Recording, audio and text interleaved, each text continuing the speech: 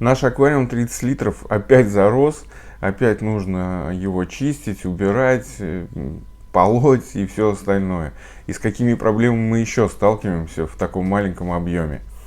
Все прямо сейчас. Меня зовут Сергей, это канал Flomals, и здесь мы вместе с вами учимся содержать и ухаживать за животными, и не только.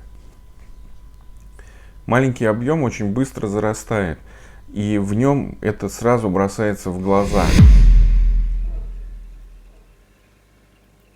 Так как, соответственно, объем маленький, все видно, как вот на ладошке, вот оно прям перед нами. В большом объеме это можно там недельку пропустить, вторую, третью, как бы. В большом объеме это можно как-то там упустить на какой-то момент, и это не будет так бросаться в глаза. Но здесь обязательно бросится. Маленький объем, это говорит о том, что когда мы туда залазим, нам неудобно. Неудобно что-либо подстричь. Надо обязательно лезть ножничками, щипчиками, чтобы это вынуть. Боязнь задеть декорации. В большом же объеме мы это делаем спокойно, не боясь.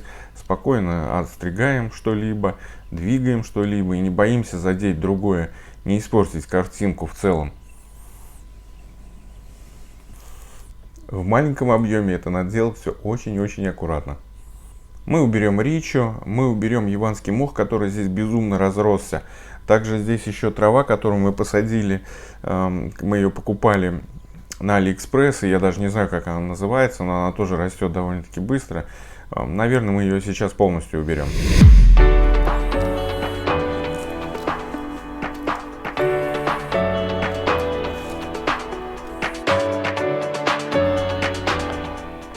Вот вы можете видеть, какой здоровый комок яванского моха вместе с этой вот непонятной травой из Алиэкспресс мы вынули из своего аквариума. Это просто гигантский комок, комочище просто. Наш анубис тоже безумно разросся, и его пора тоже подстричь, так как картинка уже, вообще выбивается за пределы аквариума. Анубис уперся во все стенки аквариума, и это уже некрасиво смотрится, да и анубису это уже не идет на пользу, а только во вред.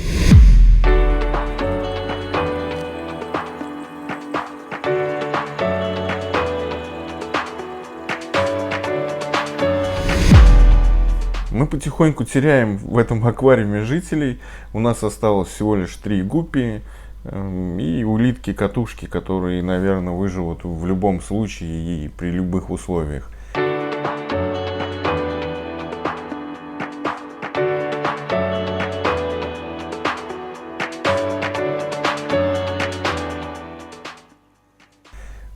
Скоро мы обязательно докупим сюда новых жителей, я это постоянно говорю, и мы никак это не сделаем. Но нет, мы обязательно это сделаем, подписывайтесь, чтобы не пропустить этот момент.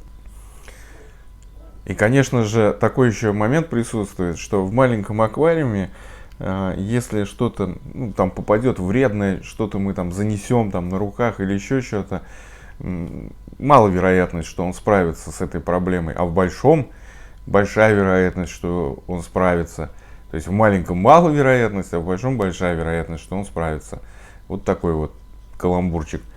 Что говорит еще о том, что надо как можно аккуратнее с маленькими объемами. Также мы наконец-то купили почвопокровку, которую мы хотели. И сейчас произведем посадку.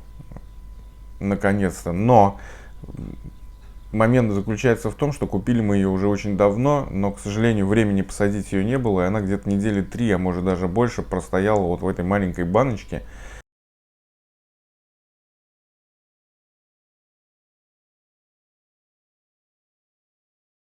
И уже почахло, у нее все уже как бы весь блеск в глазах пропал.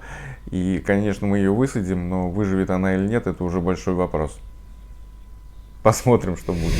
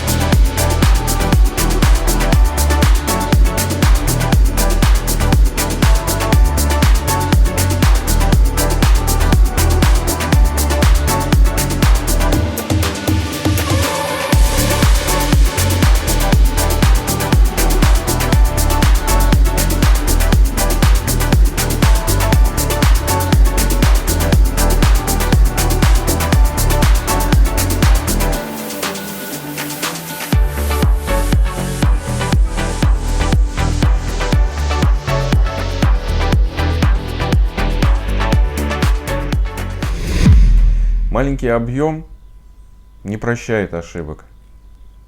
Маленький объем, в маленьком объеме неудобно производить стрижку и передвижение каких-либо декораций. В маленьком объеме очень тяжело спрятать оборудование. Тем более там фильтра, вот у нас в данном аквариуме внешний, и выходят трубочки. А так, ну, для маленького объема, конечно, все используют в основном либо внутренний, либо навесной какой-либо. И он все-таки, как ни крути, съедает, во-первых, объем еще больше, а во-вторых, виден, его тяжело спрятать. В маленьком объеме мы очень ограничены в выборе растений. Не все растения мы посадим здесь. И, соответственно, не все, что мы хотим, мы можем в нем увидеть. Также мы очень сильно ограничены в выборе рыбы. Не каждую рыбочку мы можем поместить в такой объем. В общем, это вот такие вот минусы с маленькими объемами. Но плюсов в таких объемах тоже очень много. Но об этом мы расскажем в другом видео. Обязательно подписывайтесь, чтобы не пропустить. Любите природу. Всем всего хорошего.